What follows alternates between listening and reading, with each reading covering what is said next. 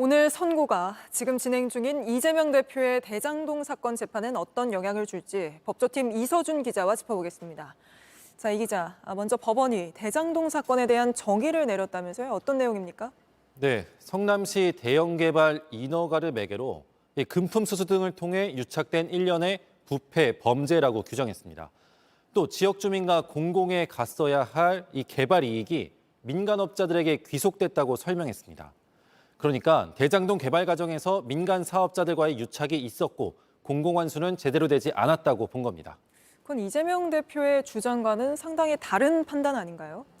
그렇습니다. 이재명 대표는 대장동 개발은 철저히 시민 이익을 위한 방향으로 추진한 정상적 사업이라고 주장해왔습니다. 특히 단군일의 최대 환수였다라는 논리도 펴왔는데요. 네. 오늘 법원의 판단은 그간의 이 대표 주장과는 거리가 있습니다.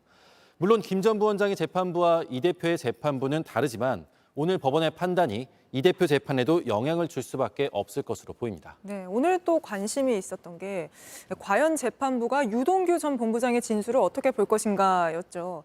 그러니까 이재명 대표는 계속해서 유동규 씨가 검찰의 회유를 받아서 진술을 번복한 거다. 그러니까 진술에 신빙성이 없다 이렇게 주장을 해왔는데 재판부는 믿을만하다 이렇게 본 거죠. 네, 그렇습니다. 김용 전 부원장에 대한 이 재판처럼 대장동 재판 역시 유동규 전 본부장 진술이 핵심입니다. 이 때문에 이 대표 역시 유 전 본부장 진술 신빙성이 떨어진다는 점을 강조해왔는데요. 직접 들어보시죠. 검찰에 조종되는 궁박한 처지에 빠진 이들의 번복된 진술 말고 대체 증거 하나 찾아낸 게 있습니까? 오늘 법원이 유 전 본부장의 진술을 상당 부분 믿을 수 있다라고 판단한 점 역시 앞으로 재판에서 이 대표에게 불리하게 작용할 것으로 보입니다. 네, 또 살펴볼 만한 게 법원이 대장동업자들의 꽤 많은 돈, 그러니까 7억 원이 이재명 대표의 선거 자금 명목으로 넘어갔다고 본 거죠.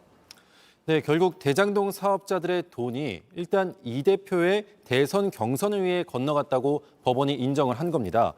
그동안 이 대표는 대선에서 불법 자금은 1원도 쓴 적이 없다고 부인했고 김 전 부원장은 결백을 주장해 왔는데 다른 결과가 나온 겁니다.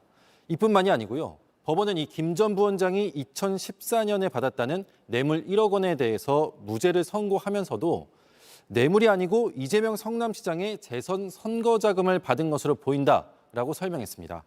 다만 2014년이라 정치자금법으로 적용하기에는 공소시효 7년이 지났습니다. 네, 그래서 사실관계로는 7억이지만 유죄가 나온 건 6억이다. 이런 말이군요. 알겠습니다. 여기까지 짚어보겠습니다. 이서준 기자였습니다.